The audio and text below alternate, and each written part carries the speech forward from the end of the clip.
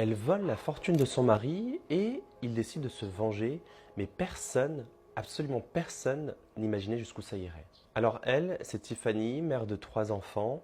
Le dernier, elle l'a eu avec lui, Armand Hilton, 44 ans. Et là, attention. Armand, c'est pas un inconnu du quartier, il traîne un lourd casier judiciaire, enlèvement contre rançon, braquage, armes, agression, bref, c'est le genre d'homme que ses proches redoutent et que ses ennemis préfèrent éviter. Sauf que Tiffany, elle se sent bien avec lui. Elle a confiance, mais voilà, avant de partir en prison, Armand fait un choix énorme.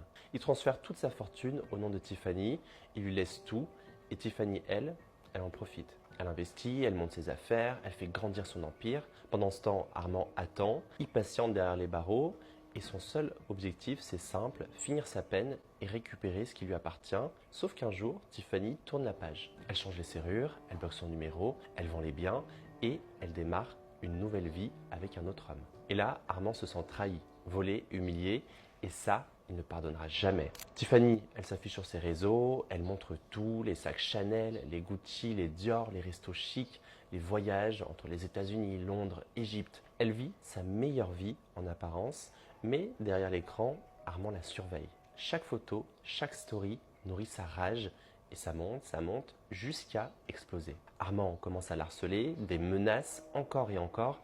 Tiffany montre ses menaces publiquement. Elle pense que ce sont juste des mots, sauf qu'elle se trompe, parce que le pire est à venir. 7 octobre 2023, la journée démarre normalement. Tiffany emmène son fils de 7 ans chez le coiffeur. Le petit est content, il s'installe sur la chaise, la cape autour du cou, et Tiffany, elle regarde son téléphone, quand soudain, ça sonne à la porte. Une voix qu'elle connaît l'appelle, elle lève les yeux, c'est Armand. Et là, tout s'accélère. 2 coups de feu, un dans le torse, un dans la tête. Dans le salon, c'est le chaos total, des cris, du sang et surtout le cri d'un enfant, leur fils de 7 ans. Il vient de voir sa mère s'écrouler, il l'appelle encore et encore. Il hurle, il pleure et pendant ce temps, Armand, lui, s'enfuit armé. Les témoins appellent immédiatement la police, les secours arrivent, mais Tiffany est déjà morte. Le petit, lui, est immédiatement confié à un psychologue, mais il ne parle plus, il est muet, il est choqué par ce qu'il vient de voir. Les enquêteurs se lancent, ils passent les caméras de surveillance au peigne fin. Le FBI prend le dossier, mais rien, pas de trace d'Armand. Alors une récompense tombe, 20 000 $ pour toute info menant à son arrestation.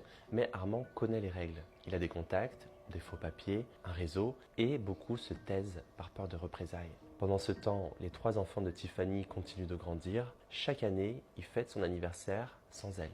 Et l'aîné a même partagé des messages bouleversants en sa mémoire. Aujourd'hui encore, Armand est en fuite. Et cette affaire, elle rappelle une chose, quand un homme met ses biens au nom d'une femme, c'est pas toujours une preuve d'amour, parfois c'est une protection pour lui. Tiffany croyait bâtir un empire, mais en réalité, c'était un véritable piège, un piège qui l'a tué.